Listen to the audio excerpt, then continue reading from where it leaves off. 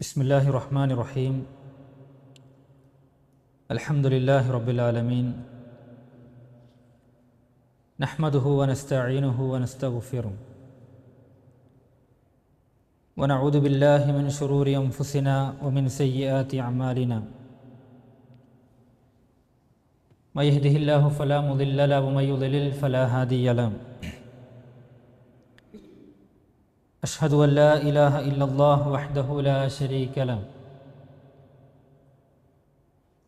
വഅഷ്ഹദു അന്ന Mohammedan അബ്ദുഹു വറസൂലുഹു അർസലഹു bill Huda വദീനിൽ ഹഖ് ലിയുദ്ഹിറഹു അലദ്ദീനി കുല്ലിഹി വലൗ കരിഹൽ മുശ്രികൂൻ. യാ അയ്യുഹല്ലദീന ആമനൂ തഖുല്ലാഹ ഹഖ തുഖാതി വലാ തമൂതുന്ന ഇല്ലാ വഅൻതും മുസ്ലിമൂൻ. തഖുല്ലാഹ ഇബാദല്ലാഹ്. ഏറ്റവും ആദരവ് നിറഞ്ഞ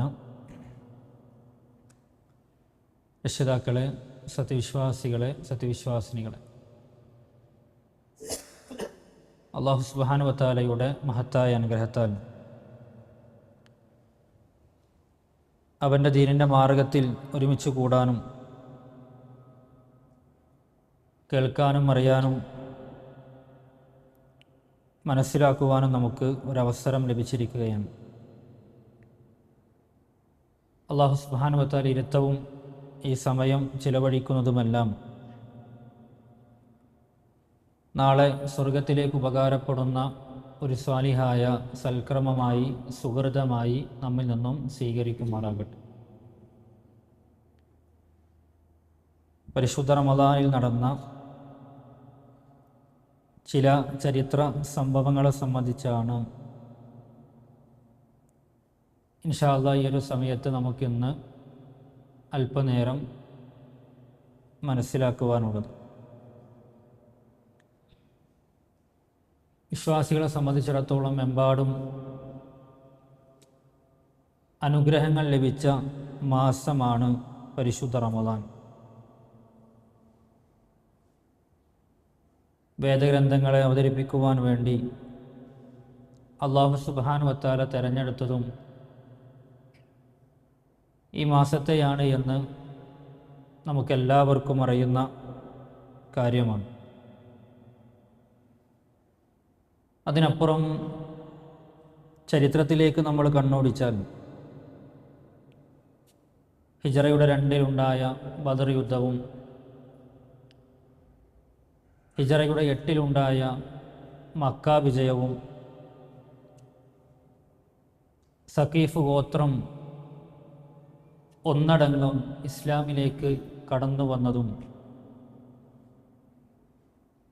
നബി സല്ലല്ലാഹു അലൈഹി വസല്ലമ ഉഹദ് യുദ്ധത്തിനും ഖന്തക് യുദ്ധത്തിനും വേണ്ടി സൈന്യത്തെ ഒരുക്കിയതുമെല്ലാം പരിശുദ്ധ റമദാൻ മാസത്തിലാണ്. ഹുനൈൻ യുദ്ധത്തിന് വേണ്ടുന്ന ഒരുക്കങ്ങൾ, തയ്യാറെടുപ്പുകൾ, നീക്കങ്ങൾ അത് റമദാൻ മാസത്തിലായിരുന്നു നടത്തിയത് എന്ന് ചരിത്രങ്ങളിൽ നമുക്ക് കാണാൻ കഴിയുന്നതാണ്. അപ്പോൾ ബദറും മക്ക വിജയവും സഖീഫ് ഗോത്രത്തിൻ്റെ ഇസ്ലാം സ്വീകരണവും അപ്രകാരം തന്നെ ഖന്തക്കും ഉഹദും ഹുനൈനും ആ യുദ്ധങ്ങൾക്കുള്ള നീക്കങ്ങളുമെല്ലാം ഈ മാസത്തിൽ നടന്നിട്ടുണ്ട്. ഇവിടെയെല്ലാം സ്വഹാബികൾ ആ മാസത്തിൻ്റെ പവിത്രതയും അതിൽ വിശ്വാസികൾക്ക് കിട്ടുന്ന വിജയവും അവർ കൃത്യമായി മനസ്സിലാക്കുകയും അതിനുവേണ്ടി അവർ പണിയെടുക്കുകയും ചെയ്തു എന്ന് നമുക്ക് വായിക്കാൻ കഴിയും. ഇനി മക്ക വിജയത്തിൻ്റെ ചരിത്രത്തിലേക്ക് നമ്മൾ വന്നാൽ, ഹുദൈബിയയിൽ വെച്ച് നബി സല്ലല്ലാഹു അലൈഹി വസല്ലമ ഖുറൈശികളുമായി കരാറുണ്ടാക്കിയിട്ടുണ്ട്. ആ കരാറിൻ്റെ ഭാഗമായി നബി സല്ലല്ലാഹു അലൈഹി വസല്ലമ തങ്ങളുടെ കൂടെ നിന്നിരുന്നൊരു ഗോത്രമാണ് ഖുസാഅ ഗോത്രം എന്ന് പറയുന്നത്. അപ്രകാരം തന്നെ മക്ക മുശ്രിക്കുകളുടെ കൂടെ, ഖുറൈശികളുടെ കൂടെ നിന്നിരുന്നൊരു ഗോത്രമായിരുന്നു ബനു ബക്കർ ഗോത്രം. ഈ 2 ഗോത്രങ്ങൾ ഒരു വിഭാഗം നബി സല്ലല്ലാഹു അലൈഹി വസല്ലം തങ്ങളുടെ കൂടെയും മറ്റൊരു ഗോത്രം ഖുറൈശികളുടെ കൂടെയും നിലനിന്നിരുന്ന ഒരു കാലഘട്ടം, ഒരു സമയം. ഹുദൈബിയിൽ നബി സല്ലല്ലാഹു അലൈഹി വസല്ലമ കരാറിൽ പ്രവേശിച്ചത് എന്തിൻ്റെ അടിസ്ഥാനത്തിലായിരുന്നു, നിബന്ധന എന്തായിരുന്നു എന്ന് ചോദിച്ചാൽ, പ്രവാചകൻ സല്ലല്ലാഹു അലൈഹി വസല്ലം തങ്ങളുടെ കൂടെ നിൽക്കുന്നവർക്ക് അങ്ങനെ നിൽക്കാമെന്നും, അല്ലെങ്കിൽ ഖുറൈശികളുടെ കൂടെ നിൽക്കുന്നവർക്ക് ആ രൂപത്തിൽ മുന്നോട്ട് പോകാമെന്നും കരാറ് വെക്കുകയും നീണ്ട 17 മാസങ്ങൾ ഒരക്രമവുമില്ലാതെ കഴിഞ്ഞു പോവുകയുണ്ടായി. പിന്നീടാണ് നബി സല്ലല്ലാഹു അലൈഹി വസല്ലം തങ്ങളുടെ കൂടെ നിന്നിരുന്ന ഖുസാ ഗോത്രത്തെ ഒരു രാത്രിയിൽ വന്ന് ബനൂ ബക്കർ ഗോത്രം ആക്രമിക്കുകയാണ്. ആ സമയം ഈ വിശ്വാസികൾ വത്തീർ എന്ന് പറയുന്ന ഒരു ജല തടാകത്തിൻ്റെ പരിസരത്തായിരുന്നു ഉണ്ടായിരുന്നത് എന്നും, അതിൻ്റെ താഴ്ഭാഗത്ത് അവർ അവർ നിൽക്കുന്ന സമയത്ത് രാത്രിയിൽ ഇവർ വന്ന് അവരെ ആക്രമിച്ചു. അതിൽ ഉറങ്ങിക്കിടക്കുന്ന ആളുകളുണ്ടായിരുന്നു, നമസ്കരിക്കുന്ന ആളുകളുണ്ടായിരുന്നു. ഇതൊന്നും പരിഗണിക്കാതെ അവർ പലരെയും കൊലപ്പെടുത്തുകയും ആക്രമിക്കുകയും ചെയ്തു. അതുകൊണ്ട് ഖുറൈശികൾ അടക്കം പറഞ്ഞു, ഇത് രാത്രിയാണ്, അത് നബി സല്ലല്ലാഹു അലൈഹി വസല്ലമ അറിയാൻ സാധ്യതയില്ല എന്നവർ വിചാരിക്കുകയും ഖുറൈശികൾ തന്നെ ഈ ഗോത്രത്തിന് ആക്രമിക്കാനുള്ള ആയുധങ്ങൾ കൊടുക്കുകയും ചെയ്തു എന്നാണ്. ഇവിടെയാണ് ഖുസാ ഗോത്രത്തിലെ അറിയപ്പെടുന്ന സ്വഹാബിയായ അംർ ഇബ്നു സാലിം റളിയല്ലാഹു അൻഹു, അദ്ദേഹം മദീനയിലേക്ക് എത്തുകയും മദീനയിൽ നബി സല്ലല്ലാഹു അലൈഹി വസല്ലമ തങ്ങളെ കണ്ട് കാര്യങ്ങൾ വിശദീകരിച്ചു കൊടുക്കുകയും ചെയ്തു. നബി സല്ലല്ലാഹു അലൈഹി വസല്ലമ തങ്ങളോട് അദ്ദേഹം ഒരു കവിത ആലപിച്ചുകൊണ്ടാണ് തൻ്റെ നാട്ടിലെ പ്രശ്നങ്ങളും അവിടെ ഉണ്ടായിരുന്ന മക്കയിലുണ്ടായിരുന്ന ബുദ്ധിമുട്ടുകളെക്കുറിച്ചും അക്രമത്തെക്കുറിച്ചും അദ്ദേഹം വിശദീകരിച്ചു കൊടുത്തത്. ആ സമയം നബി സല്ലല്ലാഹു അലൈഹി വസല്ലമ തങ്ങൾ പറഞ്ഞു, തീർച്ചയായും താങ്കൾക്ക് സഹായം ലഭിക്കുന്നതാണ്. ഇതിനധികം ആ സന്ദർഭത്തിൽ തന്നെ അവർക്ക് മുകളിലൂടെ ഒരു കാർമേഘം കടന്നുപോയി എന്നാണ്. അതിലേക്ക് നോക്കിക്കൊണ്ട് നബി സല്ലല്ലാഹു അലൈഹി വസല്ലമ തങ്ങൾ പറയുന്നുണ്ട്, ആ കാർമേഘം നിങ്ങളുടെ വിജയത്തെയാണ് പ്രഖ്യാപിക്കുന്നത് എന്ന് അദ്ദേഹത്തിന് സൂചനകൾ നൽകി. അതിനുശേഷവും ഖുസാ ഗോത്രത്തിൽ നിന്ന് പ്രമുഖനായ പല നേതാക്കന്മാരും നബി സല്ലല്ലാഹു അലൈഹി വസല്ലം തങ്ങളെ നേരിട്ട് കണ്ട് മക്കയിലുണ്ടായ അക്രമത്തെക്കുറിച്ച് അവർ പറഞ്ഞു കൊടുത്തു. ഈ സമയം അബൂ സുഫിയാൻ്റെ അടുക്കലേക്ക്, അന്ന് ശത്രുഭാഗത്ത് നിൽക്കുന്ന അബൂ സുഫിയാൻ്റെ അടുക്കലേക്ക് ഈ വാർത്തകൾ എത്തുകയാണ്. അബൂ സുഫിയാൻ പറഞ്ഞു, തീർച്ചയായും കരാറിലുള്ള നമ്മെ സംബന്ധിച്ചിടത്തോളം ഇങ്ങനൊരു അക്രമം ഒരിക്കലും ഉണ്ടാകാൻ പാടില്ലാത്തതാണ്. അതുകൊണ്ട് തന്നെ പ്രവാചകൻ സല്ലല്ലാഹു അലൈഹി വസല്ലമ നിങ്ങൾക്കെതിരെ യുദ്ധം ചെയ്യാൻ, പ്രതിരോധിക്കാൻ സാധ്യതയുണ്ട്, അത് നിങ്ങൾ ഉറപ്പിച്ചോളൂ എന്ന് അബൂ സുഫിയാൻ പറയുകയും അതില്ലാതിരിക്കാൻ, പ്രശ്നങ്ങളില്ലാതിരിക്കാൻ വേണ്ടി അബൂ സുഫിയാൻ മദീനയിലേക്ക് യാത്ര തിരിക്കുകയാണ്.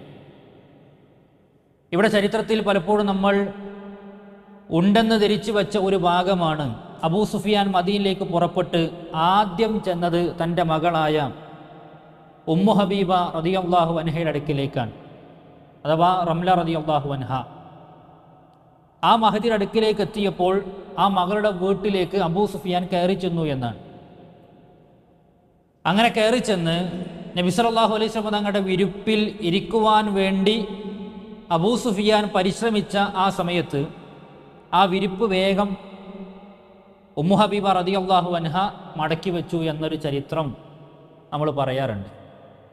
യഥാർത്ഥത്തിൽ ഈ ചരിത്രത്തെക്കുറിച്ച് പറയുന്നത് ദുർബലമാണ് എന്നാണ് പണ്ഡിതന്മാർ രേഖപ്പെടുത്തിയത്. എന്തിനാണ് മകളെ നീ ആ ഉതപ്പ് മടക്കി വെച്ചത് എന്ന് ചോദിക്കുമ്പോൾ, നബി സല്ലല്ലാഹു അലൈഹി വസല്ലം തങ്ങളെ പോലെയുള്ള ആളുകൾ ഇരിക്കുന്ന സ്ഥാനത്ത് ഇരിക്കാൻ താങ്കൾക്ക് അർഹതയില്ല എന്നാണത്രേ അന്ന് ഉമ്മു ഹബീബ റളിയല്ലാഹു അൻഹ പറഞ്ഞത്. സംഭവം ആ ചരിത്രം ഇല്ലാത്തതാണ്, ഞാൻ സൂചിപ്പിച്ചു എന്ന് മാത്രം. പലപ്പോഴും നമ്മൾ കേട്ട് പരിചിതമായൊരു ചരിത്രമാണ്, എത്രത്തോളം ശരിയാണ് എന്ന് നമ്മൾ പരിശോധിക്കേണ്ടതാണ്. ശരി, അബൂ സുഫിയാൻ നേരെ ചെല്ലുന്നത് നബി സല്ലല്ലാഹു അലൈഹി വസല്ലം തങ്ങളുടെ അടുക്കലേക്കാണ്. അബൂ സുഫിയാൻ പറയുന്നു, നമ്മുടെ ഒരു കരാറ് ഉറപ്പിക്കാനും അല്പം കൂടി അവധി നീട്ടിക്കിട്ടുവാനും വേണ്ടിയിട്ടാണ് ഞാൻ വന്നിട്ടുള്ളത് എന്ന് നബി സല്ലല്ലാഹു അലൈഹി വസല്ലം തങ്ങളോട് അദ്ദേഹം പറയുന്നുണ്ട്.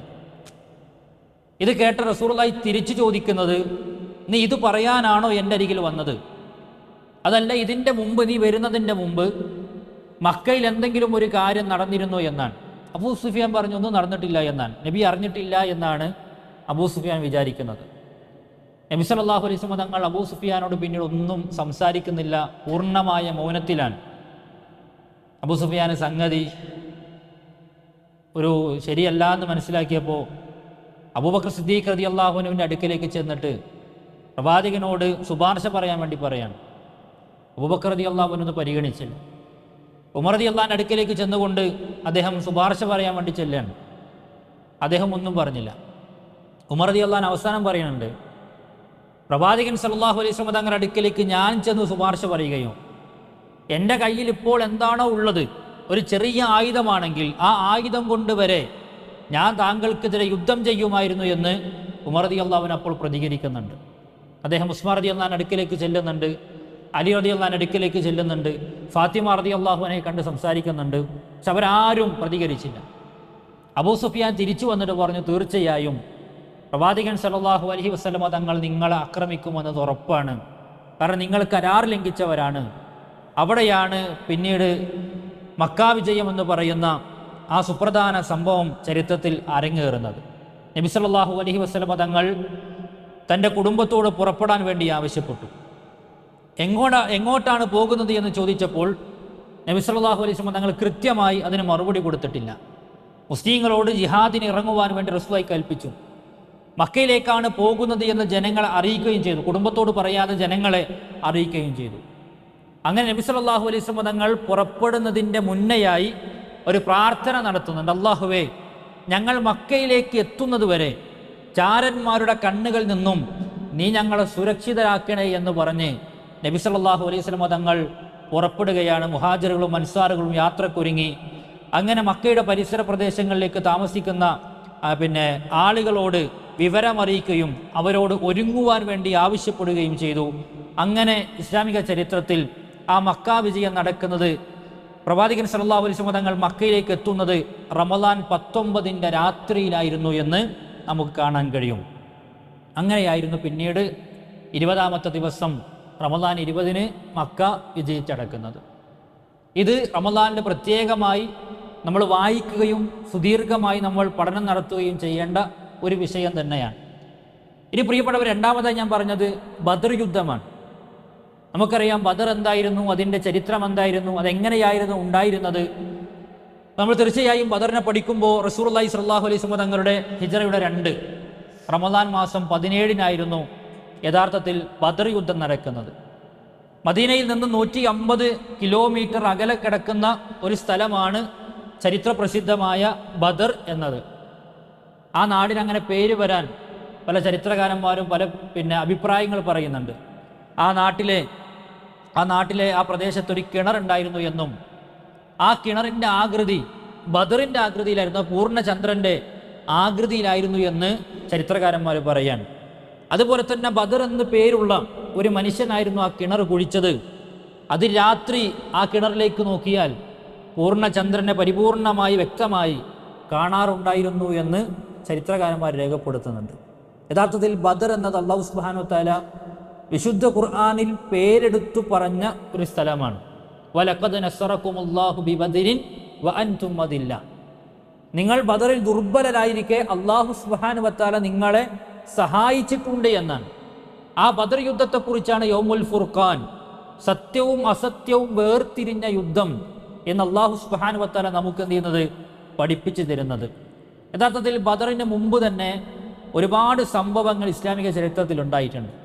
ഒരിക്കൽ സഅദ് ബിൻ മുആദ് റളിയല്ലാഹു അൻഹു, അദ്ദേഹം മദീനയുടെ നേതാവാണ്. ആ കാലഘട്ടത്തിൽ അദ്ദേഹം കഅബ തവാഫ് ചെയ്യാൻ വേണ്ടി വരുന്ന സമയത്ത് അദ്ദേഹം അബൂജഹലിൻ്റെ അതിഥിയായിക്കൊണ്ടാണ് കഅബ തവാഫ് ചെയ്യാൻ വേണ്ടി വരുന്നത്. ആ സമയത്ത് മക്കക്കാർ ഭീഷണിപ്പെടുത്തുന്നുണ്ട്, ഉമയ്യത്തിൻ്റെ അതിഥിയായിക്കൊണ്ടാണ് അദ്ദേഹം എന്ത് ചെയ്യുന്നത്? അദ്ദേഹം കഅബ തവാഫ് ചെയ്യാൻ വേണ്ടി വരുന്നത് ഉമയ്യത്തിൻ്റെ അതിഥിയായിക്കൊണ്ടാണ്.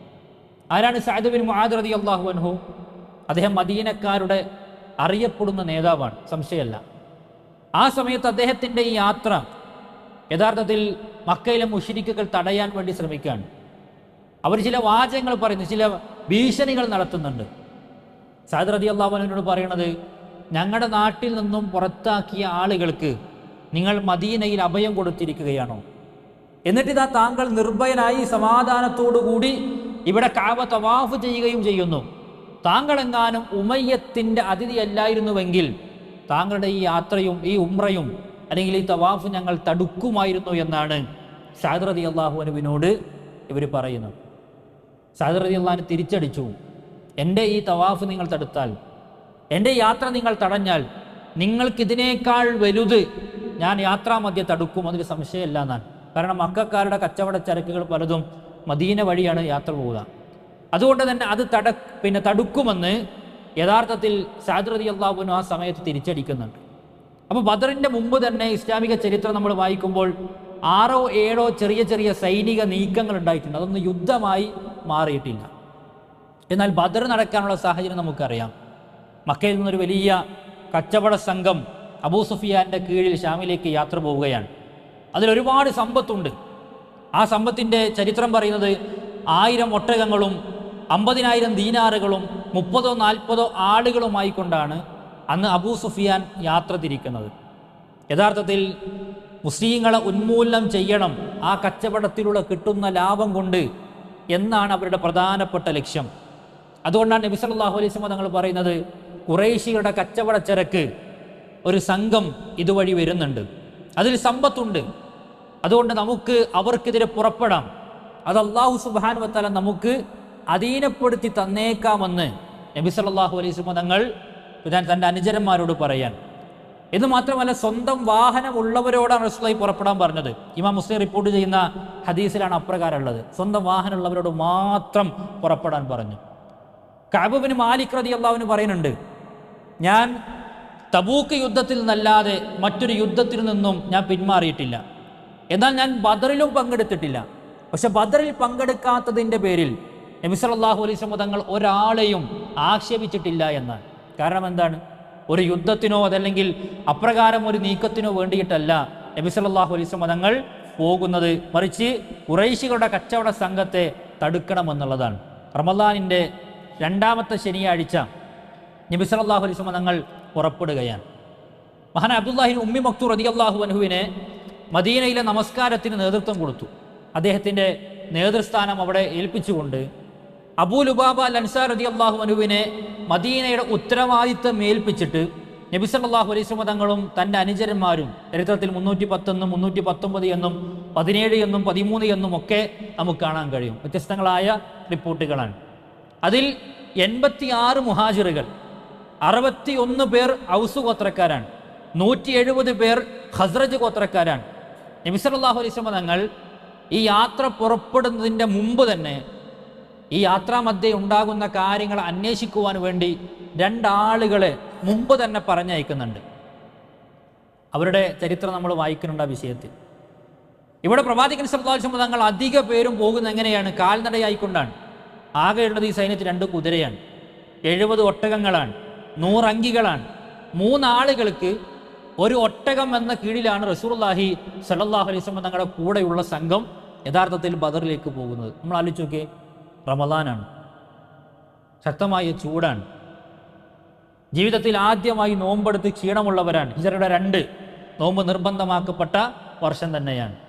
ആ വർഷം തന്നെയാണ് അവർക്ക് ബദറും ഉണ്ടാകുന്നത്.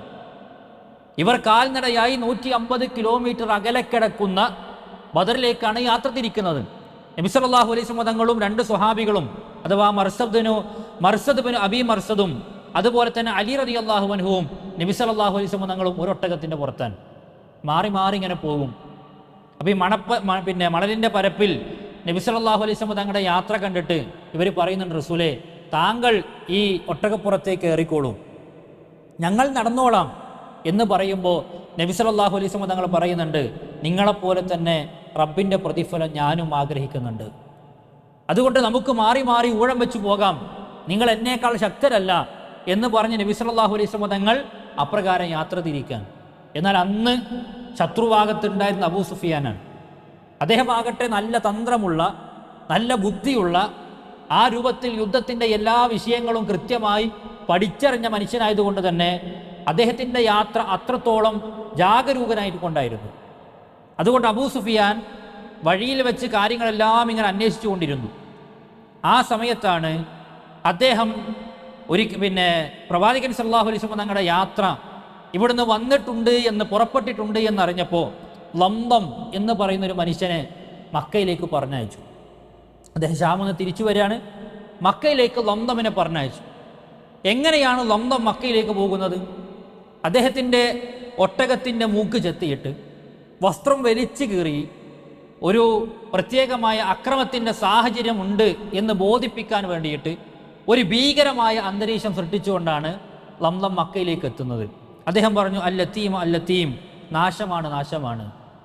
കാരണം ഇതാ സമ്പത്ത് തടയാൻ, അല്ലെങ്കിൽ നമ്മുടെ സ്വഹാബികൾ, അബൂ സുഫിയാനെ തടയാൻ പ്രവാചകരും സ്വഹാബികളും അവിടെ നിന്ന് പുറപ്പെട്ടിരിക്കുകയാണ്. അതുകൊണ്ട് നാശമാണ് നാശമാണ്. ഇത് കേട്ട ഉടനെ അബൂജഹലും എല്ലാവരും തൻ്റെ അനുയായികളെ കൂട്ടാൻ വേണ്ടി തയ്യാറെടുക്കുകയാണ്. അബൂജഹൽ പറഞ്ഞത്, ഒരാൾക്കും അളവില്ല, എല്ലാവരും പുറപ്പെടുക തന്നെ വേണം, നമുക്കെന്തില്ല, ഒരാൾക്കും ഒഴിവ് കഴിവ് കൊടുക്കാനില്ല എന്നാണ്. 1300 വരുന്ന ആളുകൾ, 100 കുതിരകൾ, 600 700 പടയങ്കികൾ, ധാരാളം ഒട്ടകങ്ങൾ, പ്രോത്സാഹനം നൽകാൻ സ്ത്രീകൾ, ഇവരെല്ലാം കൂടി പുറപ്പെടുകയാണ്. മക്കയിൽ നിന്ന് അവരും പുറപ്പെട്ടു. മദീനയിൽ നിന്ന് നബി സല്ലല്ലാഹു അലൈഹി വസല്ലം തങ്ങളുടെ ഈ സൈന്യവും അങ്ങോട്ട് പുറപ്പെടും ബദറിലേക്ക്. അബൂ സുഫിയാൻ ആകട്ടെ ഈ വാർത്ത കേട്ടിട്ട് അദ്ദേഹം ബദറിൻ്റെ അടുത്തെത്തിയപ്പോൾ ഒരു ജലതടാകത്തിൻ്റെ അരികിൽ തൻ്റെ യാത്രാ സംഘത്തെ നിർത്തി. മുജിത്തിയ് എന്ന് പറയുന്നൊരു വ്യക്തിനോട് കണ്ടപ്പോൾ ചോദിച്ചു, ഈ യാത്ര മധ്യ എന്തെങ്കിലും പ്രശ്നമുണ്ടോ, ഈ ബദറിൻ്റെ താഴ്വരയിൽ എന്തെങ്കിലും പ്രയാസങ്ങളുണ്ടോ എന്നാണ്. അദ്ദേഹം പറഞ്ഞു, ഒരാളും ഒരു പ്രശ്നവും ഇവിടെ ഇല്ല. പക്ഷെ 2 ആളുകൾ ഇവിടെ വന്ന് ആ ജലതടാകത്തിൻ്റെ അരികിൽ വെച്ചിട്ട് അവർ തൻ്റെ ഒട്ടകത്തെ മുട്ടുകുത്തി അവിടെ നിർത്തി വെള്ളം കുടിച്ച് പോയിട്ടുണ്ട്. ഇതല്ലാതെ ഇവിടെ ആരും വന്നിട്ടില്ല എന്നാണ്. അബൂ സുഫിയാൻ ചോദിക്കുകയാണ്, ആ ഒട്ടകത്തെ കൊണ്ട് വന്ന ആളുകൾ എവിടെയാണ് ഒട്ടകത്തെ നിർത്തിയത് എന്നാണ്. സ്ഥലം കാണിച്ചു കൊടുത്തപ്പോൾ അവിടെ ഒട്ടകത്തിൻ്റെ കാഷ്ടം കിടക്കുന്നുണ്ട്.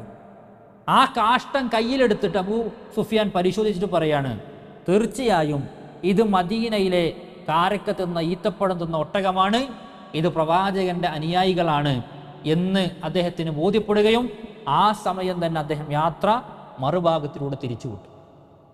ഇവിടെ നമുക്കൊരു പാടുണ്ട്. നബി സല്ലല്ലാഹു അലൈഹി വസല്ലം തങ്ങൾ ബദറിലേക്ക് എത്തുമ്പോൾ അബൂ സുഫിയാൻ ബദറിലില്ല.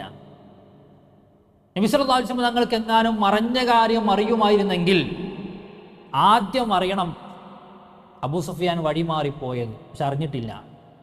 അല്ലാഹു സുബ്ഹാനഹു വ തആല അറിയിച്ചു കൊടുത്തിട്ടല്ലാതെ മറഞ്ഞ കാര്യം, ഗൈബിയായ അദൃശ്യമായ കാര്യം നബി സല്ലല്ലാഹു അലൈഹി വസല്ലം തങ്ങൾ അറിയുകയില്ല എന്നതിന് ബദറിന്റെ ഈ സംഭവം നമുക്ക് തെളിവാണ്. കാരണം റസൂലുള്ളാഹി സ്വല്ലല്ലാഹു അലൈഹി വസല്ലം തങ്ങൾ ബദറിലേക്ക് എത്തുമ്പോൾ ആരെയാണ് പ്രതീക്ഷിക്കുന്നത്? അബൂ സുഫിയാനെയാണ്. പക്ഷെ അവിടെ വരുന്നതോ അബൂജഹലിന്റെ വലിയൊരു സൈന്യമാണ്. അങ്ങനെ കടൽ മാർഗത്തിലൂടെ അബൂ സുഫിയാൻ മക്കയിലേക്ക് യാത്ര തിരിച്ച് ഗതിമാറ്റി സഞ്ചരിച്ചുകൊണ്ട് അബൂജഹലിന് വീണ്ടും കത്തെഴുതി. എന്താണ്? നമ്മുടെ യാത്ര സുരക്ഷിതമായി രക്ഷപ്പെട്ടിട്ടുണ്ട്. ആ കത്ത് കൊടുത്തയക്കുന്നത് കൈസ് ബിൻ ഇമ്രുൽ കൈസ് എന്ന് പറയുന്നൊരു വ്യക്തിയാണ്. ആ കത്തിലുള്ളത്, നിങ്ങളുടെ കച്ചവട സംഘം സുരക്ഷിതമായി ഇവിടെ എത്തിയിട്ടുണ്ട്, അതുകൊണ്ട് നിങ്ങൾ എന്ത് ചെയ്യേണ്ടതില്ല, ഇനി തിരിച്ചു പോകുന്നുള്ളൂ, യുദ്ധം ചെയ്യേണ്ടതില്ല എന്ന് അബൂജഹലിന് കത്ത് കൊടുത്തയച്ചു. ഇത് കിട്ടിയ ഉടനെ അബൂജഹൽ പറഞ്ഞത്, നമ്മൾ ഒരിക്കലും മടങ്ങില്ല എന്നാണ്. ഒരു 3 ദിവസമെങ്കിലും നമ്മളിവിടെ നിൽക്കും. നമ്മൾ ഒട്ടകത്തെ അറുത്ത് മദ്യം കുടിച്ച് അതുപോലെ തന്നെ ഈ സ്ത്രീകളുടെ നൃത്തവും കണ്ട് അത്തരം നമ്മളൊരു പേടിപ്പെടുത്തിയിട്ടല്ലാതെ നമ്മൾ ഇവിടുന്ന് തിരിച്ചു പോരില്ല എന്ന് പറഞ്ഞപ്പോൾ അബൂജഹലിൻ്റെ കൂടെ ഉണ്ടായിരുന്ന 300 ആളുകൾ അവർ മക്കയിലേക്ക് തന്നെ തിരിച്ചു മടങ്ങി. കാരണം അബൂ സുഫിയാൻ്റെ സൈന്യം രക്ഷപ്പെട്ടു പോകുന്നെങ്കിൽ ഇനി നമ്മൾ യുദ്ധം ചെയ്യേണ്ട ആവശ്യമില്ല എന്നാണ് അവർ മനസ്സിലാക്കിയത്. ഇനി നോക്കാം, വിശുദ്ധ ഖുർആൻ സൂറത്തുൽ അൻഫാലിൻ്റെ 42-ാമത്തെ ആയത്തിൽ പറയാൻ, ഇത് അൻതും ബിൽ ഉദുവത്തി ദുനിയ വഹും ബിൽ ഉദുവത്തിൽ ഖുസ്വ വറകബു അസ്ഫല മിൻകും. സത്യവിശ്വാസികളെ, നിങ്ങൾ നിലയുറപ്പിച്ച ആ സന്ദർഭം നിങ്ങൾ ഓർക്കണം. അള്ളാഹ് പറയുന്നത് ബദറിനെ നിങ്ങൾ ഓർക്കണം എന്നാണ്, അത് നിങ്ങൾ സ്മരിക്കണമെന്നാണ്. അവർ നിങ്ങളുടെ കണ്ണു വെട്ടിച്ച് അവരെന്ത് ചെയ്തു? ആ സംഘം രക്ഷപ്പെടുകയും ചെയ്ത ആ സംഭവത്തെ നിങ്ങൾ ഓർക്കണം, അനുസ്മരിക്കണമെന്ന് അള്ളാഹു സുബ്ഹാനഹു വ തആല പറയാൻ. അല്ലാഹു സുബ്ഹാനഹു നബി സല്ലല്ലാഹു അലൈഹി വസല്ലം തങ്ങൾ ബദറിലേക്ക് എത്തുമ്പോൾ ഇനി എന്ത് എന്നതാണ്. ഇനി എന്താണ് മുന്നിലുള്ള ചോദ്യം എന്താണ് അല്ലേ? വലിയ പടയാണ്, കൂടിയാലോചന നടക്കുകയാണ്. ഞാൻ ചരിത്രം ചുരുക്കി വരികയാണ്. അങ്ങനെ മിഖ്ദാദ് ബിൻ അംർ റളിയല്ലാഹു അൻഹു നബി സല്ലല്ലാഹു അലൈഹി വസല്ലം തങ്ങളോട് പറഞ്ഞു, റസൂലേ താങ്കൾ എന്തു പറഞ്ഞാലും ഞങ്ങൾ അതിന് ഒരുക്കമാണ് അല്ലേ. മൂസാ അലൈഹി സ്വലാത്തു വസ്സലാമിനോട് തൻ്റെ സമൂഹം പറഞ്ഞ ആ വാചകം ഞങ്ങൾ ഒരിക്കലും പറയില്ല. ഇദ്ഹബ് അൻത വറബ്ബുക ഫഖാതില ഇന്ന ഹഉനാ ഖായിദൂൻ. മൂസ നീയും നിന്റെ റബ്ബും പോയി യുദ്ധം ചെയ്തോ, ഞങ്ങളിവിടെ ഇരുന്നു കൊള്ളാമെന്ന് പറയുന്ന വാചകം ഞങ്ങൾ പറയില്ല എന്ന് മഹാനായ സ്വഹാബി പ്രവാചകൻ സല്ലല്ലാഹു അലൈഹി വസല്ലം തങ്ങളോട് പ്രതികരിക്കാൻ. അവിടെ എല്ലാം റസൂലുള്ളാഹി അബൂബക്കർ റളിയല്ലാഹുവിൻ്റെ വാക്ക് കേൾക്കുമ്പോഴും ഉമർ റളിയല്ലാഹുവിൻ്റെ വാക്ക് കേൾക്കുമ്പോഴെല്ലാം ചോദിക്കുന്ന എന്താണ് ജനങ്ങളുടെ അഭിപ്രായമെന്നാണ്. റസൂൽ ആരെയാണ് ഉദ്ദേശിക്കുന്നത്? അൻസ്വാറുകളെയാണ്. കാരണം അൻസ്വാറുകളുമായി റസൂലുള്ളാഹിയുള്ള കരാറ് മദീനയിൽ പ്രവാചകനെ സംരക്ഷിക്കാമെന്നാണ്. എന്നാൽ ബദർ ആകട്ടെ മദീനക്ക് പുറത്താൻ, ആ ബദറിൽ ഞങ്ങളെ സംരക്ഷിക്കുമോ എന്നാണ്. അവിടെയാണ് സഅദ് ബിൻ മുആദ് റളിയല്ലാഹു അൻഹു പ്രവാചകന് കൺകുളിർമയുള്ള വാചകങ്ങൾ പ്രവാചകൻ സല്ലല്ലാഹു അലൈഹി വസല്ലം തങ്ങളോട് പ്രതികരിക്കുന്നത്. ലഅല്ലക തുരീദുനാ യാ റസൂലല്ലാഹ്, അല്ലാഹുവിൻ്റെ റസൂലേ അങ്ങ് ഞങ്ങളെയാണ് ഉദ്ദേശിക്കുന്നത് എങ്കിൽ ഞങ്ങൾ എന്തിനും ഒരുക്കമാണ്. ഞങ്ങളെയാണ് ഉദ്ദേശിക്കുന്നതെന്ന് വ്യക്തമാണെങ്കിൽ ഞങ്ങൾ അങ്ങയെ വിശ്വസിച്ചു, സത്യപ്പെടുത്തി, അംഗീകരിച്ചു, അനുസരിക്കാം. അതുകൊണ്ട് ആ കാണുന്ന കടൽ ചൂണ്ടിക്കാണിച്ചിട്ട് അതിലേക്കെടുത്തു പോകാൻ പറഞ്ഞാൽ എന്തിനു ഞങ്ങൾ തയ്യാറാണ് എന്ന് പറയുന്ന വാചകമാണ് യഥാർത്ഥത്തിൽ മഹാനായ സഅദ് ബിൻ മുആദ് റളിയല്ലാഹു അൻഹു പറയുന്നത്. പ്രവാചകന്റെ തിരുദൂതരുടെ കണ്ണീർ കുളിർക്കുന്ന ഒരു സമയമായിരുന്നു അത്. അല്ലാഹു സുബ്ഹാനഹു വ തആല പറയുന്നുണ്ട്, വലാ തകൂനു കല്ലദീന ഖറജു മിൻ ദിയാരിഹിം ബത്തറൻ വരിആ അന്നാസ് വയസുദ്ദൂന അൻ സബീലില്ലാഹ്. അല്ലാഹുവിന്റെ മാർഗ്ഗത്തിൽ നിന്ന് ജനങ്ങളെ തടഞ്ഞ് അഹങ്കരിച്ച് ഗർവ് കാണിച്ച് ലോകരെ കാണിച്ചു പോകുന്ന ഒരു സൈന്യത്തെ പോലെ നിങ്ങളാകരുത്. ഒരു ദിവസം അവരറക്കുക 9-10 ഒട്ടകങ്ങളെ അബൂജഹലും കൂട്ടരും. എന്നിട്ട് പ്രിയപ്പെട്ടവരെ അത് അറുത്ത് അതിൻ്റെ മാംസം കഴിച്ച് മദ്യം കുടിച്ചവർ രസിക്കാൻ. നബി സല്ലല്ലാഹു അലൈഹി വസല്ലം തങ്ങളാകട്ടെ സൈന്യമാകട്ടെ ഇവിടെ പ്രാർത്ഥനയിൽ കഴിച്ചു കൂട്ടുന്ന സന്ദർഭം. അവിടെയാണ് വിശ്വാസികൾക്ക് ആ റമദാനിൽ അല്ലാഹു സുബ്ഹാനഹു വ തആല പ്രിയപ്പെട്ടവരെ ധാരാളം അനുഗ്രഹങ്ങൾ കൊടുത്തത്. ഒന്ന്, അല്ലാഹു സുബ്ഹാനഹു വ തആല അവർക്ക് വിശ്വാസികൾക്ക് നല്ല ഒരു മഴ കൊടുത്തു എന്നാണ്. മഴ കൊടുത്തു അവരുടെ ക്ഷീണം മാറാൻ, അവരുടെ മ്ലേച്ഛതകളെ ഇല്ലാതെയാക്കി തീർക്കാൻ. വിശുദ്ധ ഖുർആനിൽ അല്ലാഹു സുബ്ഹാനഹു വ തആല സൂറത്തുൽ അൻഫാലിന്റെ 11-ാമത്തെ ആയത്തിൽ ആ കാര്യങ്ങൾ വിശദീകരിച്ച് നൽകുന്നുണ്ട്. അവരുടെ കാലുകൾ ഉറപ്പിച്ച് നിർത്താൻ അല്ലേ. ഇതിനധികം നബി സല്ലല്ലാഹു അലൈഹി വസല്ലം തങ്ങൾ ബദറിന്റെ തലേ രാത്രിയിൽ ശത്രുഭാഗത്തേക്ക് നോക്കാൻ, അവിടെ വഹും അൽഫും വസിയാദ, അവരായിരവും അതിലധികവുമുണ്ട്. നബി സല്ലല്ലാഹു അലൈഹി വസല്ലം തങ്ങൾ കിബിലക്ക് നേരെ തിരിഞ്ഞ് അള്ളാഹുവിനോട് പ്രാർത്ഥിക്കുന്ന സമയമാണ്. അവിടെയാണ് പ്രാർത്ഥന എന്ന് പറയുന്ന ആയുധം. ഒരു വിശ്വാസിക്ക് എങ്ങനെയാണ് അള്ളാഹുവിൻ്റെ സഹായം കിട്ടുക? സഹോദരങ്ങളെ, ബദർ നമ്മോട് പറയുന്ന ചരിത്രം എന്താണെന്ന് വെച്ചാൽ, നമ്മുടെ കയ്യിലുള്ള ആയുധങ്ങളോ നമ്മുടെ കയ്യിലുള്ള പടക്കോപ്പുകളോ നമ്മുടെ കയ്യിലുള്ള സഖ്യങ്ങളോ സംഘങ്ങളോ അല്ല നമുക്ക് രക്ഷയായി സമാധാനത്തിനായി ഉണ്ടാവുക.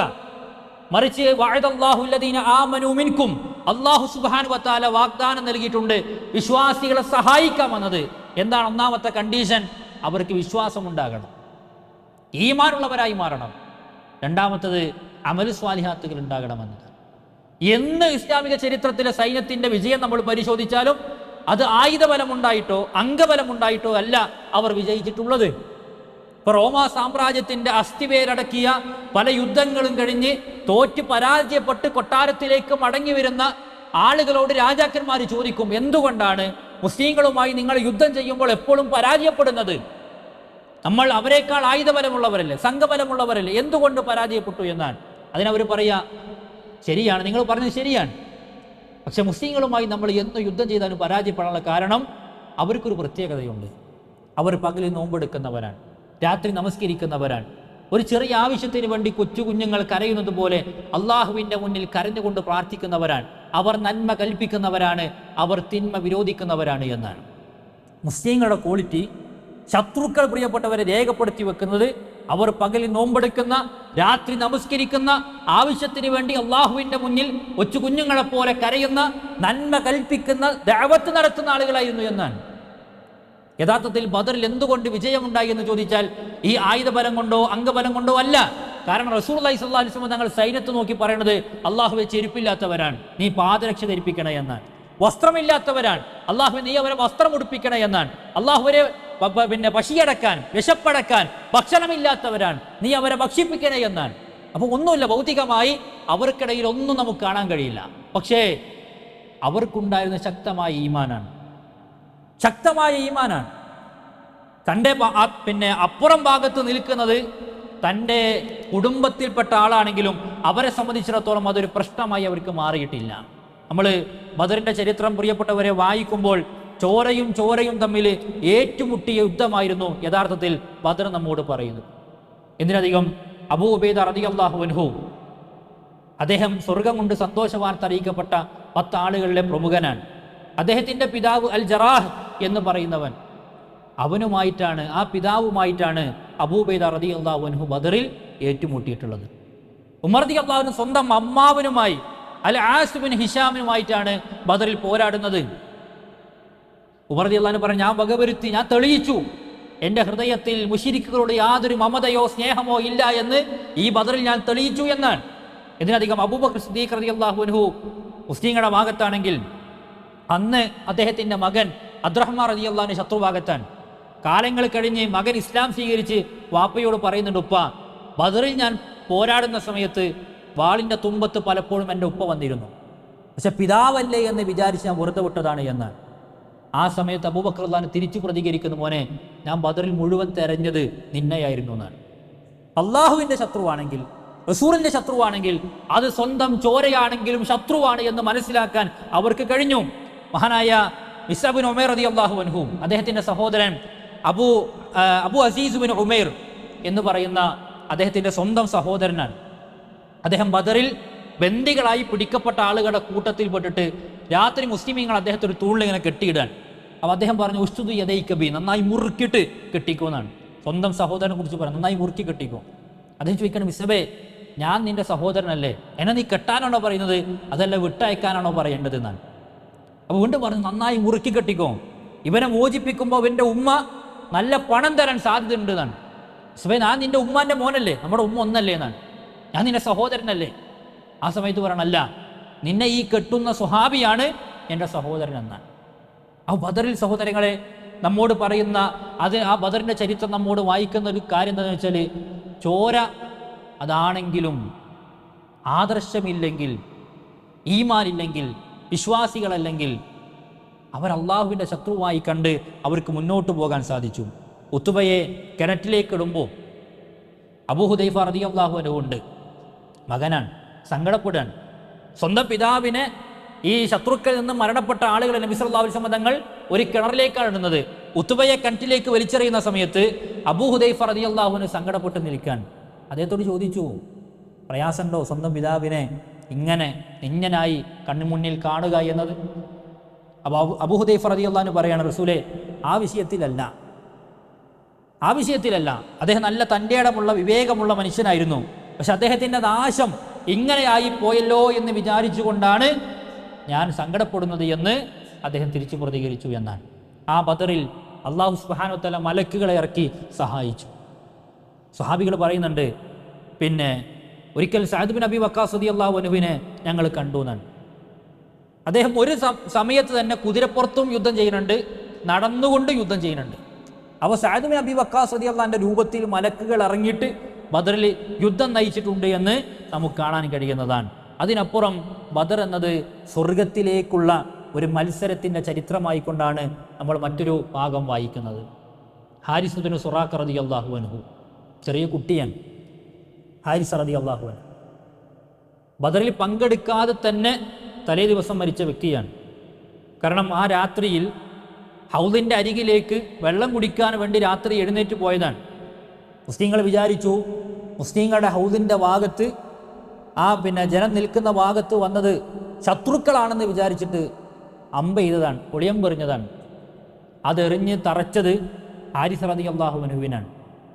മുസ്ലിമീങ്ങളുടെ കരത്താൽ തന്നെ അദ്ദേഹം മരണപ്പെട്ടു യുദ്ധം നടക്കുന്നതിൻ്റെ തലേ ദിവസം.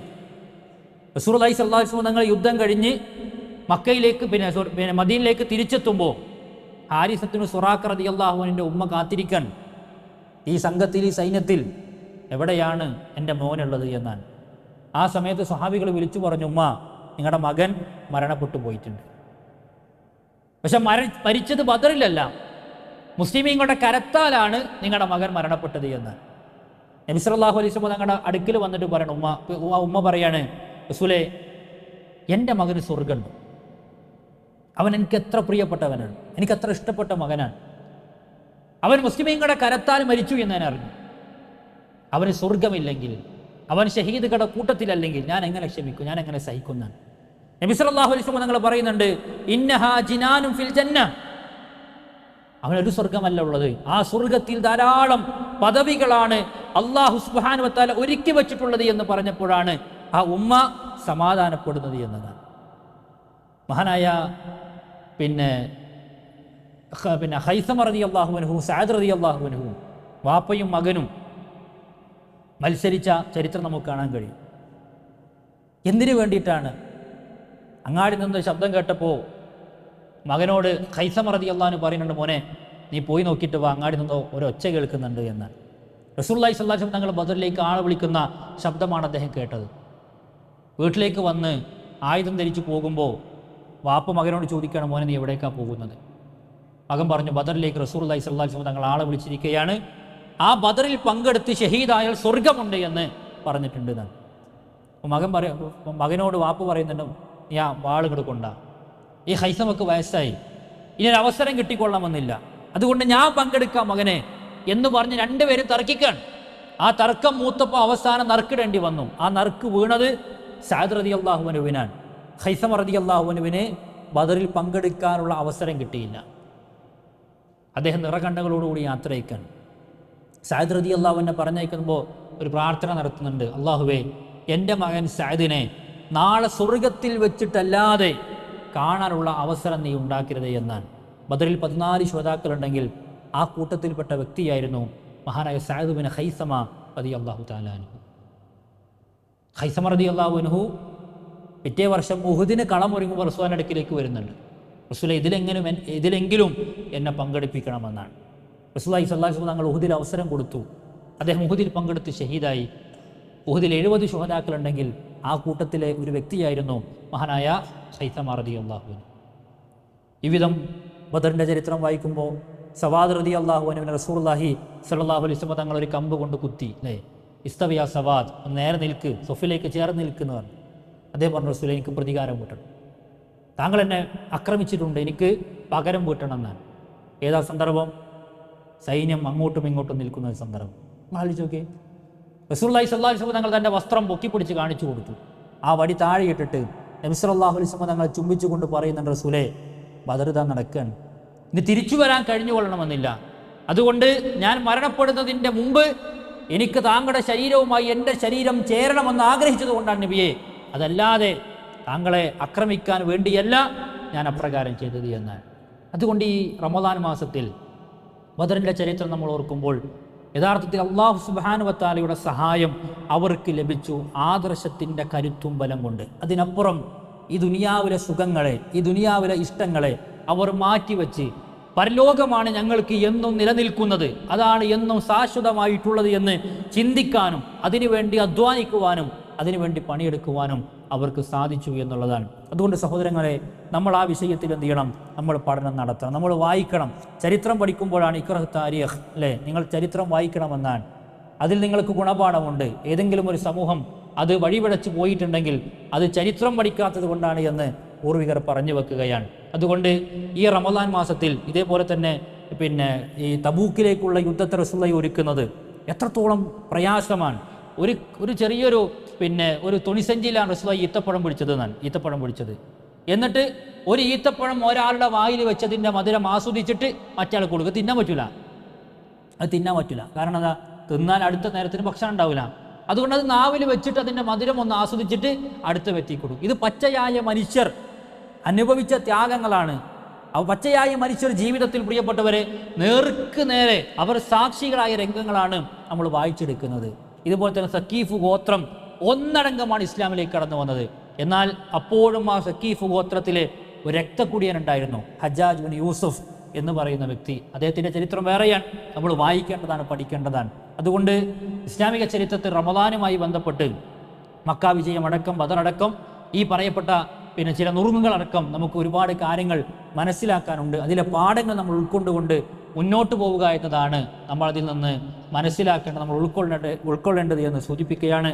അള്ളാഹു സുബ്ഹാനഹു വ തആല അവൻ്റെ ദീന് പഠിക്കാനും മനസ്സിലാക്കാനും നമുക്കെല്ലാം തൗഫീക്ക് നൽകി അനുഗ്രഹിക്കുമാറാവട്ടെ. നമ്മുടെ വീഴ്ചകൾ അള്ളാഹു സുബ്ഹാനഹു വ തആല വിട്ടുപുറത്ത് മാപ്പാക്കി തരുമാറാകട്ടെ. എല്ലാ നന്മകൾക്കും അള്ളാഹു നമ്മെ സാക്ഷിയാക്കുമാറാകട്ടെ. ഈ റമളാനെ പൂർത്തീകരിക്കാനുള്ള സൗഭാഗ്യം അള്ളാഹു നമുക്ക് ഏവർക്കും പ്രദാനം ചെയ്ത് അനുഗ്രഹിക്കുമാറാവട്ടെ. വസ്സല്ലല്ലാഹു അലാ നബിയിന മുഹമ്മദിൻ വഅലാ ആലിഹി വസ്ഹബിഹി അജ്മഈൻ. സുബ്ഹാനക്കല്ലാഹുമ്മ വബിഹംദിക അശ്ഹദു അല്ലാ ഇലാഹ ഇല്ലാ അൻത അസ്തഗ്ഫിറുക വഅതൂബു ഇലൈക്. അസ്സലാമു അലൈക്കും വറഹ്മത്തുള്ളാഹി വബറകാതുഹു.